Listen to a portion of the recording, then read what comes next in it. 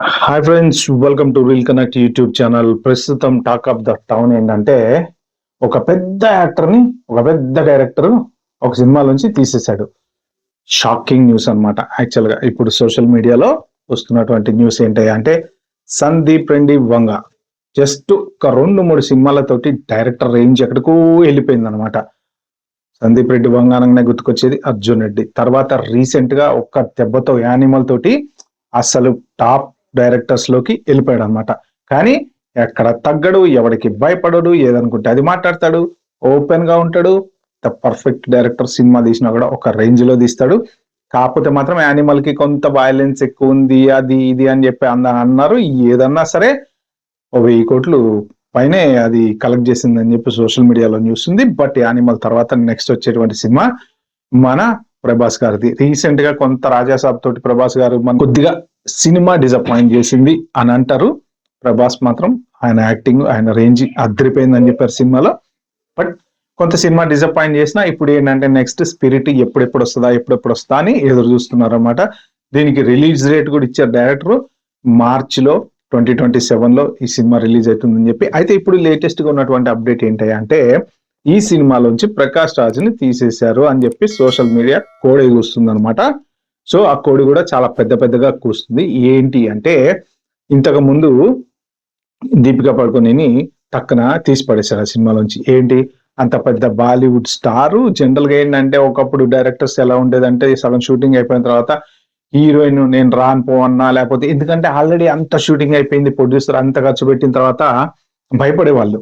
ఒకవేళ ఆమె ఏమైనా బెదిరించినా, ఆమె ఏమన్నా చేసినా మళ్ళీ ఆమెను బతిలాడి మేడం రండి మేడం ప్లీజ్ మేడం ఆ టైప్ లో. ఇప్పుడు ఏంటంటే కొంత డైరెక్టర్లకు కూడా ఏంటంటే వాళ్ళకు కూడా వాళ్ళ లెవెల్ ఆఫ్ స్కిల్స్ కూడా పెరిగిపోయినాయి కాబట్టి అవసరమైతే సినిమా మొత్తం స్క్రాప్ చేసి పడేసి మళ్ళీ షూటింగ్ తీసుకుంటా అనే లెవెల్లో ఉన్నారు director. One of the director ఆ రేంజ్ లో ఉన్నాడంటే సందీప్ రెడ్డి వంగ డెఫినెట్ గా చెప్పుకోవచ్చు.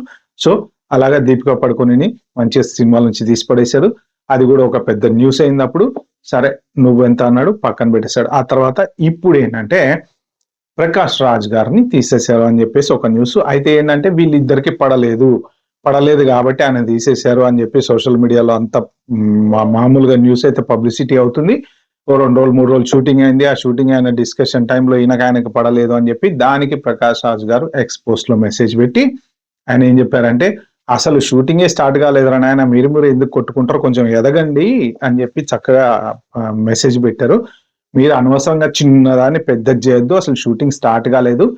ఒక యాక్టర్ అనేవాడిని ఏ డైరెక్టర్ ఎందుకు తీసేస్తాడు? ఇప్పుడు ఆ క్యారెక్టర్ ని రీప్లేస్ చేయడానికి వేరే వాళ్ళని పెట్టుకోవాలనుకోవచ్చు, లేకపోతే క్యారెక్టర్ స్టోరీ చెప్పినప్పుడు ఇప్పుడు ప్రకాష్ రాజ్ ఏం చిన్న యాక్టర్ కాదు కదండి. ఆయనకి ఏదో ఒక క్యారెక్టర్ ఇస్తారా కూర్చొచ్చి అని జూనియర్ ఆర్టిస్ట్ కాదు, లేకపోతే చిన్న క్యారెక్టర్ ఆర్టిస్ట్ కాదు. ఆయనకి ఇచ్చే క్యారెక్టర్ ఒక రేంజ్ లో ఉండాలి. ఎందుకంటే ఆయన అంత గొప్ప విలక్షణ నటుడు అనమాట. సో ఆయన మనం ఒక క్యారెక్టర్ లో చూసినప్పుడు అసలు ఈయన యాక్టింగ్ చేస్తున్నాడా అని నిజంగా అంటే మనం మర్చిపోతూ ఉంటాం ఆయన చూస్తున్నప్పుడు. ఇప్పుడు బొమ్మలు ఫాదర్ అంటుంటారు కదా ఆయన్ని.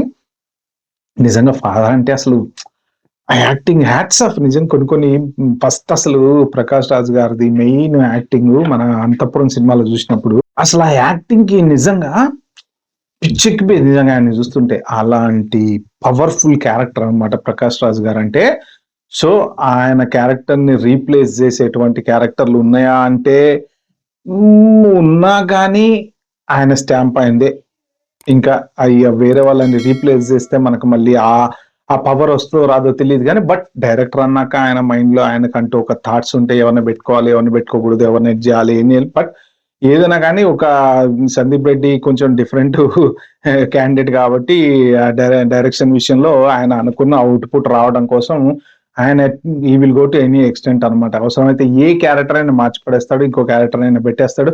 ఇలాంటివి చాలా సినిమాలలో చాలా డిస్కషన్లు. యానిమల్ అప్పుడు కూడా చాలా వచ్చినాయి సోషల్ మీడియాలో, వీళ్ళని తీశారు వాళ్ళని పెట్టారు, వాళ్ళని తీశారు వీళ్ళని పెట్టారని.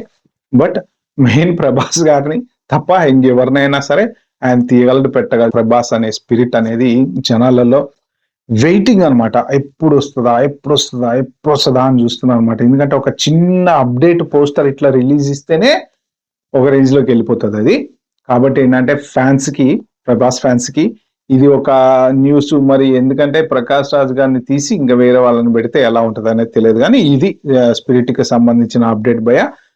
మళ్ళీ కొత్త అప్డేట్ తోటి కలుద్దాం. Bye bye, have a good day.